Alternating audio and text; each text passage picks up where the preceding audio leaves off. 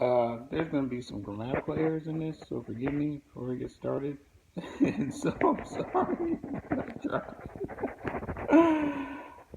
So here we go with my video for Dystonia Awareness. And I do suffer from Parkinson's, fibromyalgia, and a host of other things. But the focus right now is dystonia. So bear with me, and I hope I come across and everybody understands. Thanks. Hello, how you doing? My name's Keith McCoy. It's September. It's not official yet, but we're trying to make September the official Dystonia Awareness Month because April is Parkinson's Awareness Month. And so what I wanted to do is talk a little bit about dystonia and highlight some things. For one, it's not a country. so you know, it's not a country and it's not a language. It's a serious disease. It affects over 500,000 people from the United States to Canada combined, and 1/3 of the people who are affected by the disease is children. So hopefully that is eye-opening for you. So it was actually first clinically documented in 1911 by 3 doctors, and I'm going to show you a picture of them real quick. And their names are Dr. Edward Flatow, Dr. Herman Oppenheim, and Władysław Sterol. I jacked their names all up, but I did mention them, so that's important. So 1911, so it goes back some time from this, and they were actually found in children when they noted it, and it was a DYT1, which is a genetic form of dystonia, and I'll go a little bit into detail about that a little bit later, but I'm going to show you their pictures. So we're going to take a quick minute to look at these guys here so I can respect them for what they did.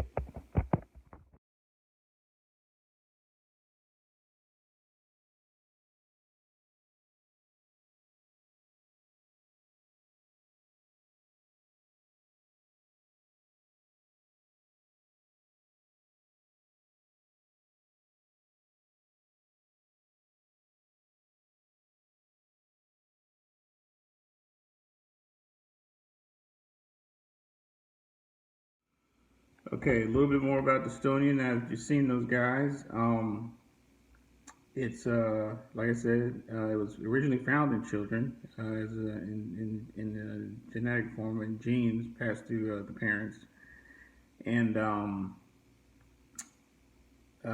it's a contracting, like it just takes over your body, like with the DYT1. It normally starts in your arms and then takes over from there, and you know, it's a contracting, like a twisting, like when you wring a rag out with water, except for it doesn't unring itself for the most part right away, and it's a painful disease. Some have it worse than others because there's different types. I just recently learned, just through research, I have task-specific dystonia, which is just like in my left hand, because you see my hand right here is cramped. So doing tasks like when I need to take my medicine, opening bottles, as you can see, is really hard. Taking a pen cap off an ink pen is off an ink pen like this is really hard because my hand is almost in a ball. And task specific is like if you're writing or playing piano or, you know, things of that nature, that you're doing something repetitively with your hand, is a form of dystonia. But there's all kinds of dystonia, but I won't go into that. But there are, if you do the research, it's you know, it's painful, and I don't have it nowhere near as bad as some who have it all over their body, where their neck twists to their shoulder, or they have it in their back, or their feet twist, and to where it points where their foot just breaks and they have to wear a shoe. And that's something to think about.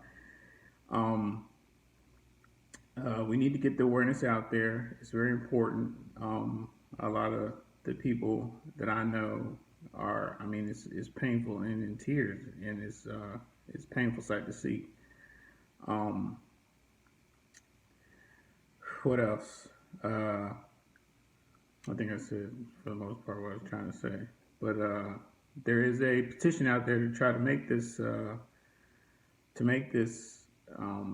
September Awareness Month. So get the word out there. If you know somebody, if you think you know somebody, it's nothing to brush off.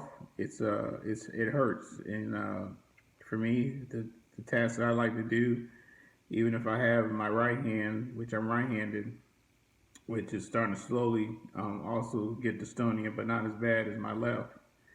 It's it's frustrating. And I've seen you can see the pictures. Google it, look it up. They're hurting. And can you imagine just your neck being twisted like this and you can't move it? You know, for minutes, hours, or however how long, and you're just sitting there balled up in the night and you're crying and your toes are curled. These things are important. Um, and like I said, the first international meeting was in 1975 in New York City when it was really brought to the table about dystonia. So let's get the word out. Let's spread it. This is one of my videos I want to talk about. Keeping it real. Um, these people are in pain. It hurts. I suffer from it, but like I said, not as as extreme as others, and some have it really, really bad. And there's pictures out there that show it, and it's painful to see. So this is for you guys. Hope I did well. Hope I was informative enough. Do your thing. Have any questions? Just look it up.